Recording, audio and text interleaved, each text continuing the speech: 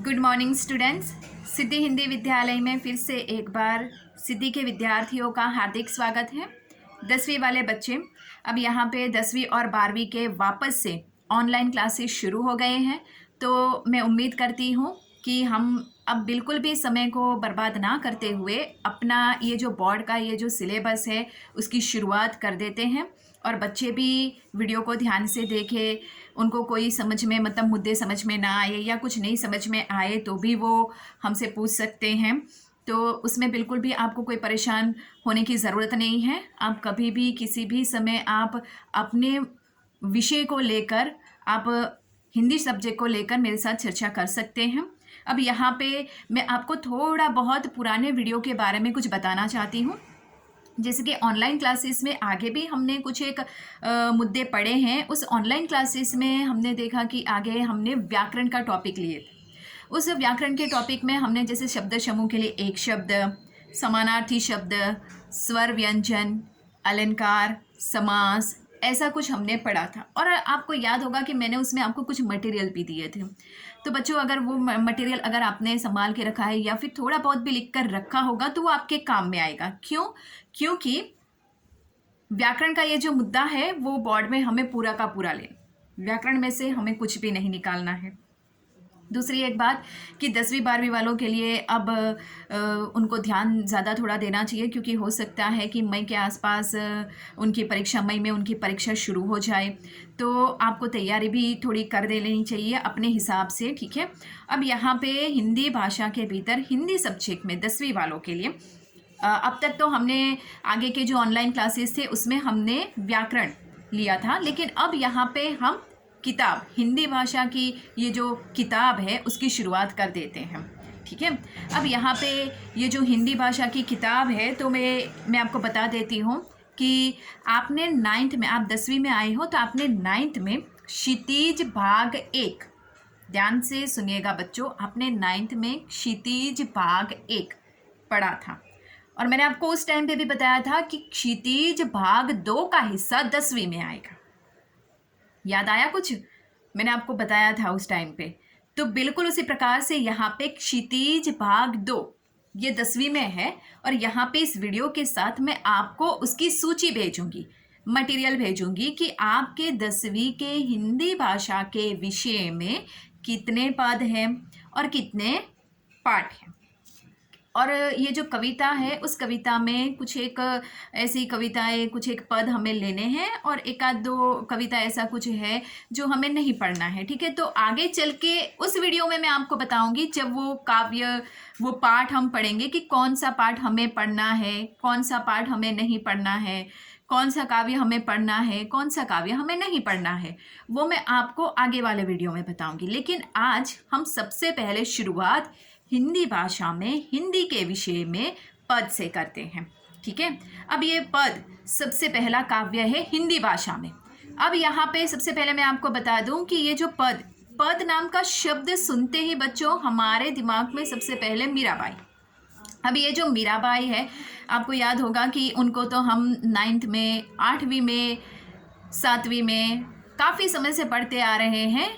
क्योंकि मीराबाई के ये जो पद है, मीराबाई के ये पद हमें बहुत, मतलब वो श्री कृष्ण भगवान के अनन्य भक्ति वो करते थे, उनके सारे के सारे पद वो गाए जाते हैं। तो किस प्रकार से गुजराती भाषा, गुजराती साहित्य के भीतर मीराबाई श्री कृष्ण को लेकर उन्होंने बहुत सारे पदों की रचना की थी, बिल्कुल हुबहू उसी प्रकार से यहाँ पे हमें हिंदी सब्जेक्ट, हिंदी भाषा के भीतर श्री कृष्ण के अनन्य भक्त सूरदास को पढ़ना है।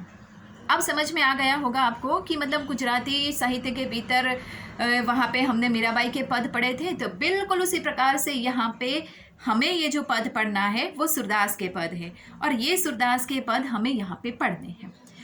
एक बात मैंने आपको क्लास में हमेशा मैं बताती हूँ, वापस एक बार यहाँ पे बच्चों रिपीट कर देती हूँ कि जैसे कि मैंने आपको बताया कि कोई भी काव्य पाठ पढ़ने से पहले हमें उस काव्य और पाठ के रचनाकार अर्थात साहित्यकार का हमें थोड़ा बहुत परिचय होना चाहिए कि उनका जन्म कब हुआ, उनकी मृत्यु कब हुई, उनका जन्म स्थान कहाँ पे था, उनका जीवन कैसे बीता। हो सकता है कि बहुत बड़े ऐसे दिग्गज साहित्यकार हो तो उनके मतलब गुरु होंगे, उनसे उन्होंने प्रेरणा ली होगी, ऐसी कोई रचना होगी कि उनकी रचना सर्वश्रेष्ठ होगी। कौन सी भाषा में, भाषा भी बहुत सारी होती है, कौन सी भाषा में उन्होंने अपने पद या काव्य का निर्माण किया होगा। तो उनका हम यहाँ पे एक छोटा सा, यहाँ पे सूरदास को लेकर ये जो साहित्यकार, ये जो यहाँ पे कवि है, तो ये पद रचने वाले जो सूरदास जी है, ये सूरदास जी का हम छोटा सा परिचय ले लेते हैं। ठीक है, इसके साथ में आपको पद, आज मैं आपको कौन सा पद है वो भी मैं आपको, पद यहाँ पे 4 है, पहला, दूसरा, तीसरा और चौथा, ये चारों के चारों पद सूरदास ने लिखे हैं। ठीक है, सबसे पहले सूरदास का परिचय ले लेते हैं बच्चों की। सूरदास का जन्म करीबन 14वीं शताब्दी में, करीबन 1478 में उनका जन्म हुआ और 1500 में उनकी मृत्यु हुई। अब यहाँ पे एक बात मैं आपको बता दूं कि सूरदास जो है वो श्री कृष्ण के अनन्य भक्त हैं। वो उन्होंने श्री कृष्ण के ऊपर ही, श्री कृष्ण की बाल लीलाओं के ऊपर, ध्यान दीजिएगा बच्चों, सूरदास ने श्री कृष्ण की बाल लीला, यानी श्री कृष्ण भगवान जब छोटे थे उनकी बाल लीलाओं के ऊपर उन्होंने काव्य लिखा था। बाल लीला यानी कि जब वो छोटे थे उस समय वो कौन कौन से प्रकार की मतलब लीलाएं करते थे, किस किस प्रकार से मतलब उनका बाल्य जीवन बीता था, उसके ऊपर उन्होंने लिखा था। अब यहाँ पे ये जो सूरदास है, ये सूरदास जैसे कि उनका जन्म तो दिल्ली के निकट सिही नामक एक गांव में उनका जन्म हुआ था। वापस एक बार दोहरा रही हूँ बच्चों, दिल्ली के निकट सिही नामक गांव में उनका जन्म हुआ था।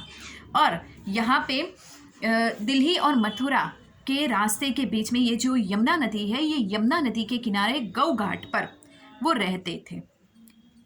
याद रखिएगा बच्चों, यहाँ पे उनका जन्म कहाँ पे हुआ, दिल्ली के निकट सिही नामक एक छोटे से गांव, और यहाँ पे वो रहते कहाँ पे थे, जिसके वो बड़े हो गए। बड़े होने के बाद उन्होंने यहाँ पे दिल्ली और मथुरा के रास्ते के बीच में जो यमुना नदी है, ये यमुना नदी के किनारे गौ घाट पर वो रहते थे। जैसे जैसे समय बीतता गया सूरदास जी भगवान श्री कृष्ण के अनन्य भक्त होते गए। और यहाँ पे हम कहते हैं ना कि जैसे कि हमें किसी वस्तु या किसी भी परमात्मा और आत्मा यानी कि इंसान यानी कि भक्त और ईश्वर के बीच में तादात्म्य साधने के लिए हमें भक्ति की ज़रूरत होती है या फिर एक गुरु की ज़रूरत होती है। बिल्कुल उसी प्रकार से यहाँ पे वल्लभाचार्य उनके गुरु थे, उन्होंने उनसे प्रेरणा ली और फिर श्री कृष्ण भगवान के ऊपर उन्होंने बहुत सारे पद लिखे जो वज्र भाषा में थे। याद रखिएगा बच्चों, यहाँ पे हम जो लेसन पढ़ रहे हैं पद, ये सूरदास ने वज्र भाषा में लिखा था।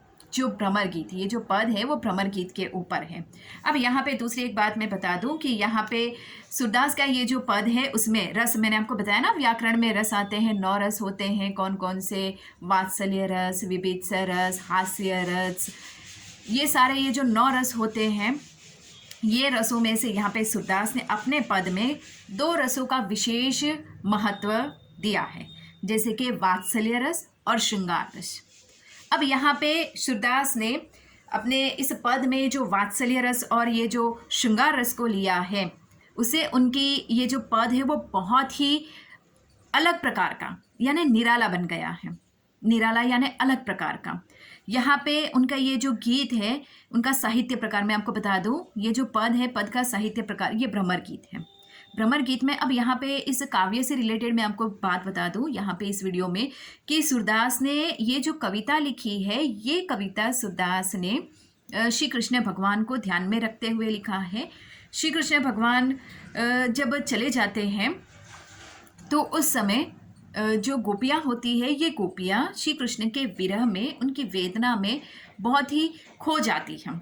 उस समय भगवान श्री कृष्ण एक संदेश भेजते हैं, किसके हाथों, उद्धव के हाथों। उद्धव के हाथों एक संदेश भेजते हैं गोपियों के लिए, और वो गोपियों के पास उद्धव को भेजते हैं। उसके बारे में ये पूरे पदों में, 4 पदों में उसका वर्णन है बच्चों। तो अब यहाँ पे आगे का ये जो वीडियो है, वो आगे के वीडियो में मैं इस काव्य को लेकर मैं आपको कुछ एक बातें बताऊंगी, उसका काव्य का परिचय दूंगी, और फिर हम एक एक करके पद धीरे धीरे से पढ़ेंगे। इस पद को लेकर आपको कोई अगर परेशानी हो तो जैसे ही ये पद ख़त्म होते हैं उसके बाद आप मुझे फ़ोन करके या किसी भी प्रकार से कोई एक दिन या समय हम तय रखेंगे, उसके हिसाब से आप उसको लेकर, इस काव्य को लेकर आपको समझ में नहीं आता तो हम उसके ऊपर विस्तार से चर्चा कर सकते हैं। ठीक है, तो आगे अब हम इसके साथ मैं आपको मटेरियल भी भेजूंगी और इसके साथ धीरे धीरे से हम एक एक करके जो 4 पद है वो 4 पद में से हमें सिर्फ पढ़ने हैं 3 पद, वो 3 पद पढ़ेंगे और बाकी का कौन सा एक पद है वो निकाल देना है, वो भी मैं आपको आगे के वीडियो में बताऊंगी। Thank you.